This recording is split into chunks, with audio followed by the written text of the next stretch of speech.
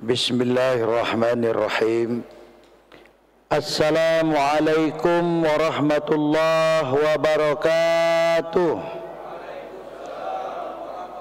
Alhamdulillahilladzi arsala rasulahu bil huda wa dinil haqq liyuzhirahu 'ala ad-dini kullih wa kafa billahi syahida. Asyhadu an la ilaha illallah wahdahu la syarikalah wa ashhadu anna sayyidana Muhammadan abduhu wa rasuluhu la nabiyya ba'dah. Rabbana subhanaka la ilma lana illa ma 'allamtana innaka antal alimul hakim. Rabbi ishrah li sadri wa yassir li amri wahlul 'uqdatam min lisani yafqahu qawli. Allahumma ja'al jam'ana hadza jam'an marhuma wa tafarruqana min ba'dihi tafarruqan maqsuman mahfuza. Faqala Allah Ta'ala fil Qur'anil 'azim, a'udzu billahi minasy syaithanir rajim. Bismillahirrahmanirrahim. Qul tuhibbuna Allah fattabi'uni yuhibbukumullah wa yaghfir lakum dzunubakum wallahu ghafurur rahim. Shadaqallahul azim. Yang kita hormati dan kita muliakan Bapak PJ Gubernur, dalam hal ini diwakili oleh Bapak Kepala Dinas Syariat Islam Aceh dan seluruh unsur Forkopimda Aceh yang berhadir, dan yang kita muliakan Bapak Imam Besar Masjid Baitur Rahman, Bapak Azman, mudah-mudahan beliau sehat selalu dalam lindungan Allah Subhanahu wa taala, dan seluruh kepala SKPA dan seluruh hadirin hadirat sekalian, para alim ulama cerdik pandai, mudah-mudahan kita semuanya diridai oleh Allah Subhanahu wa taala. Bapak Ibu sekalian yang dirahmati Allah, malam ini adalah malam yang sangat luar biasa, malam yang sangat indah, dan malam ini adalah kita memperingati seorang yang sangat mulia, yaitu Nabi besar Muhammad sallallahu alaihi wasallam. Malam ini menunjukkan kebenaran daripada Nabi Muhammad sallallahu alaihi wasallam. Karena Nabi Muhammad sallallahu alaihi wasallam kelahirannya itu diperingati oleh seluruh dunia. Mungkin malam ini adalah malam pertama kita di Aceh. Besok pagi, lusa, bahkan kalau di Aceh itu 3 bulan berturut-turut sesuai dengan kanun Aceh, yaitu dari Sultan Iskandar Muda yang menyerukan kepada masyarakat Aceh untuk memperingati maulid itu selama 3 bulan. Subhanallah. Kalau di Palembang 12 hari berturut-turut, dan seluruh dunia memperingati kelahiran beliau, dan ini tidak bisa ditahan. Kenapa begitu? Begitu hebatnya, begitu besarnya, begitu luar biasanya Rasulullah sallallahu alaihi wasallam. Karena tidak ada nikmat yang paling besar yang Allah berikan kepada kita kecuali dengan diutusnya Nabi Muhammad sallallahu alaihi wasallam.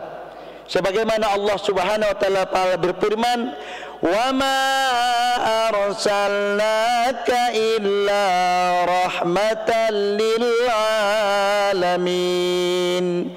Tidak kami utus engkau ya Muhammad ke dunia ini kecuali untuk merahmati sekalian alam. Jadi wajarlah kalau seandainya seluruh dunia itu memperingati lahirnya Nabi Muhammad, karena begitu besar jasanya.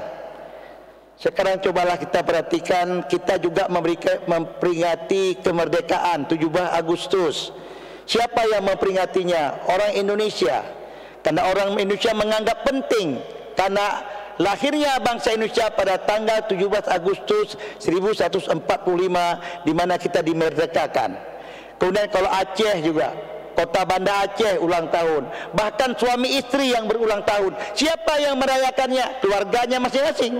Kenapa? Sesuai dengan pengaruhnya, sesuai dengan kebesarannya. Tetapi Nabi Muhammad SAW adalah manusia yang paling berjasa di alam kehidupan dunia ini.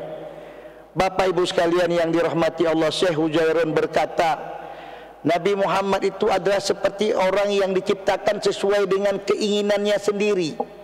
Seperti apa Nabi Muhammad diciptakan seperti keinginannya sendiri? Karena tidak ada celahnya, tidak ada jeleknya, semuanya bagus. Nabi Muhammad itu kalau kita ibaratkan seperti batu mutiara, yang dari manapun kita melihatnya akan indah. Dilihat dari atas indah, dilihat dari bawah pun bagus, dilihat dari kiri pun subhanallah, dilihat dari manapun kita melihatnya. Maka Nabi Muhammad SAW adalah manusia, dikatakan al-basar la kal-basar. Nabi Muhammad itu adalah manusia tapi tidak seperti manusia. Bagaimana tuh Pak? Nabi Muhammad itu manusia tapi tidak seperti manusia. Manusia tapi bukan seperti manusia. Artinya bukan manusia biasa. Sama juga macam saya ini ada batu. Dengan bapak-bapak juga ada batu. Tapi batu itu beda-beda. Ada batu koral, ada batu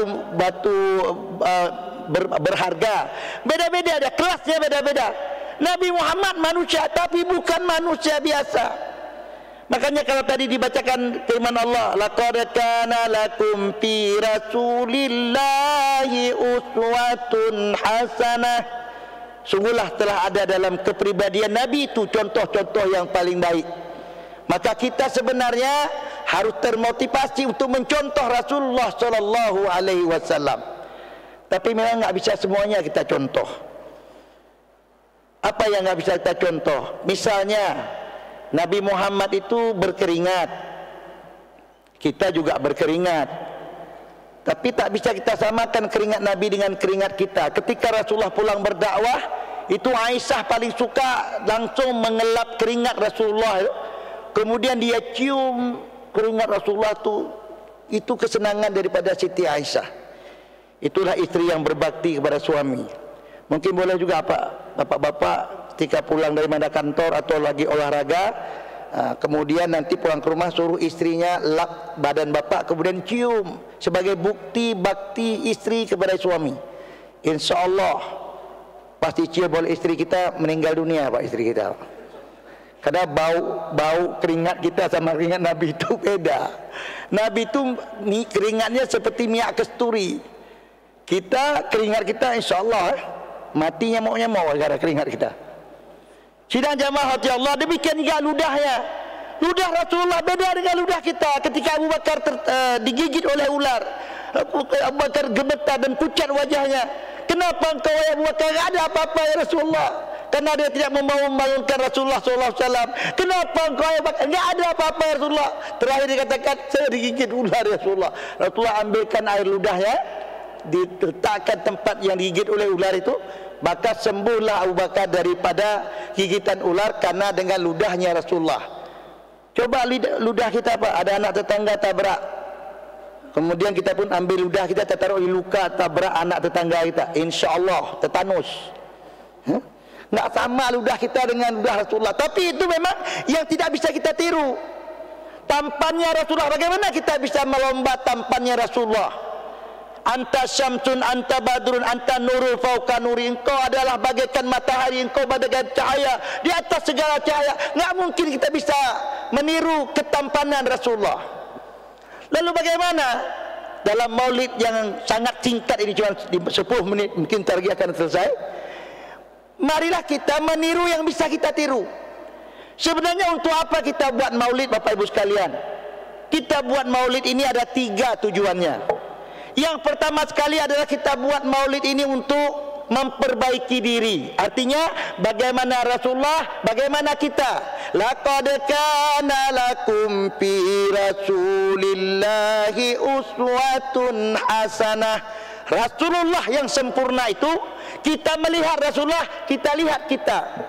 Macam mana Rasulullah, macam mana kita. Kenapa hidup saya begini, susah begini? Coba tengok macam mana hidup Nabi, macam mana hidup kita. Memang ada orang katakan sama saya, Pak Ustadz, kita nggak jauh beda sama Nabi. Oh kayak gitu. Beda-beda tipis saja kita sama Nabi. Kayak mana bedanya? kalau Nabi itu sikit makan, kita sikit-sikit makan. Nabi Muhammad sikit makan, Pak. Kita sikit-sikit makan.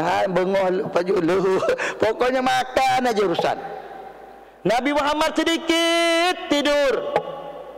Kita juga sedikit, tapi sikit-sikit tidur. Alam ceramah, Pak, untuk mai dengar. Ya? Alam ceramah ya, untuk mai dengar. Ya? Sikit, Nabi sikit kali tidur je. Rasulullah itu sedikit kali marah dan hampir tidak pernah marah. Kalaupun marah, wajahnya merah dan tidak ada keluar kata-kata. Itu Rasulullah sudah marah. Rasulullah jarang kali marah. Tapi kita, Pak, sikit-sikit marah. Yang enggak perlu marah pun marah. Pokoknya tiada hari tanpa marah, kecuali tanggal-tanggal merah aja, enggak marah. Pokoknya marah aja bawaan, di rumah marah, di kantor marah. Subhanallah. Bapak Ibu sekalian yang dimuliakan oleh Allah Subhanahu wa taala. Nah, jadi bagaimana kita memperbaiki diri kita? Kita lihat Nabi Muhammad, kita lihat kita. Apa yang kita contoh, Pak? Karena ini implementasi syariat Islam itu sebenarnya mencontoh kehidupan Rasulullah. Karena kekuatan Islam itu ada dua. Yang pertama Al-Quran yang tidak bisa terbantahkan. Yang kedua adalah Rasulullah SAW. Tapi Rasulullah ini adalah implementasi daripada Al-Quran. Jadi Al-Quran itu diimplementasikan oleh Rasulullah SAW. Mungkin orang-orang berkata Al-Quran itu memang hebat, itu kan teorinya. Prakteknya mana? Prakteknya ada pada diri Rasulullah SAW. Kalau kita berkaca pada surah Al-Ahzab 21 tadi, laqad kana lakum fi rasulillahi uswatun hasanah liman kana yarjullah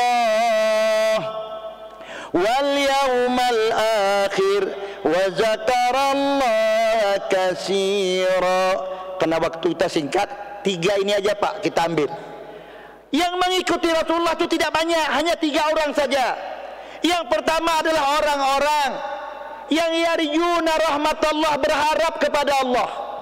Dia yakin dia datang dari Allah dan dia yakin akan kembali kepada Allah Subhanahu wa taala. Makanya tidak ada bayaran yang lebih penting, tidak ada harapan yang lebih besar kecuali limpahan rahmat Allah Subhanahu wa taala.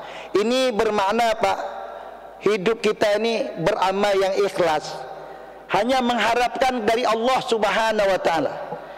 Ini kita, Pak, sekarang banyak sekali orang-orang yang hidup sekarang ini tidak berharap kepada Allah. Ini mohon maaf, ini penceramah juga ceramah sedikit minta amplop. Kalau saya insyaallah lah amplop itu tidak saya pikirkan, karena sudah dipikirkan oleh panitia. Capek kali, Pak, 2 kali mikir kan, ceramah juga mikir amplop lagi kan. Serahkan saja kepada Allah Subhanahu wa taala, luar biasa. Nah, keikhlasan ini sangat penting. Inilah yang membuat kita berenergi, Pak, dalam beribadah. Kenapa kau sholat harus dipaksakan? Karena tidak tahu bayaran sholat itu seperti apa. Zakat masih malas. Kenapa? Tidak tahu betapa hebatnya konsep zakat itu dalam pembangunan ekonomi umat.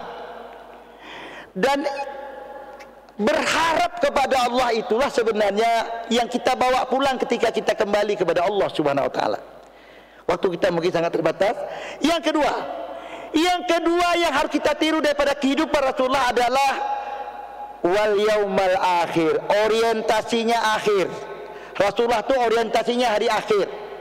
Bapak Ibu sekalian yang dimuliakan Allah, mau tidak mau, suka tidak suka, kita semuanya berorientasi kepada hari akhir.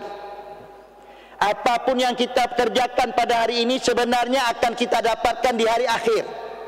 Kalau kita baik, maka hari akhir kita pun akan mendapatkan bayaran kebaikan yang pernah kita kerjakan di dunia ini. Kalau kita berbuat dosa, berbuat maksiat, itu pun nanti kita akan dapatkan bayarannya di akhirat.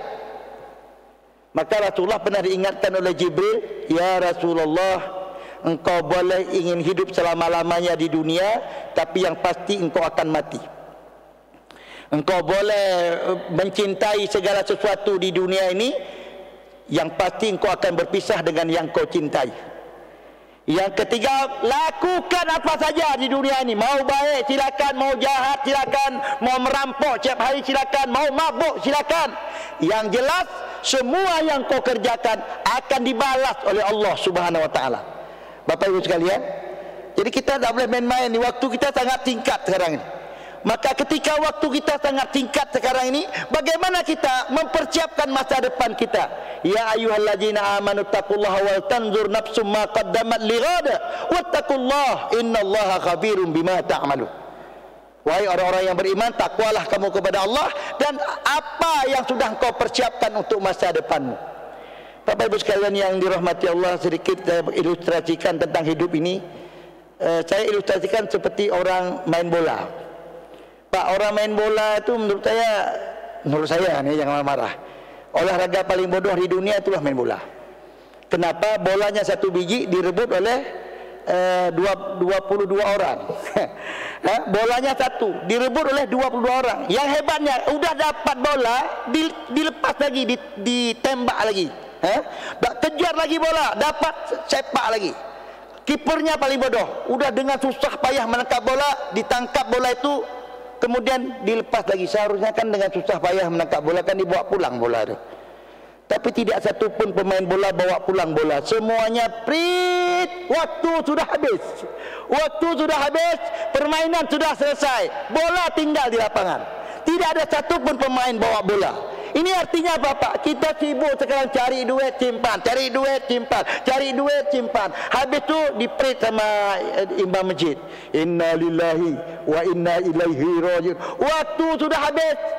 Waktu sudah habis. Apa yang dibawa pulang? Harta tinggal di dunia, istri diambil orang. Maka apa yang kita bawa? Yang kita bawa sebenarnya yang kita amalkan, yang kita laksanakan perintah-perintah Allah Subhanahu wa taala. Terakhir, banyak-banyak berzikir. Sidang jamaah yang dimuliakan Allah, orang-orang yang banyak berzikir kepada Allah Subhanahu wa taala, maka orang itu mendapat bimbingan dari Allah Subhanahu wa taala. Dan orang yang berzikir kepada Allah Subhanahu wa taala, dia itu tidak sempat berbuat dosa, Pak. Kalau kita terus berzikir enggak sempat bikin dosa. Misalnya orang pacaran di Ulele itu, mau pacaran dibilang sama ceweknya, bang sebelum pacaran ini kita mulai, marilah sama-sama kita baca Al-Fatihah. Kira-kira jadi Pak pacaran? Enggak jadi pacaran. Ini ibu-ibu mau gosip, sebelum gosip ini kita mulai, malah kita istighfar. Enggak jadi Pak gosip itu. Kenapa juga orang berzina? Kenapa juga orang merampok? Kenapa orang korupsi? Jawabannya karena mereka tidak ingat Allah. Kajian ingat Allah waktu sudah kejadian. Khairul oleh KPK sudah ditangkap polisi, baru ya Allah saya menyesal. Untuk apa lagi?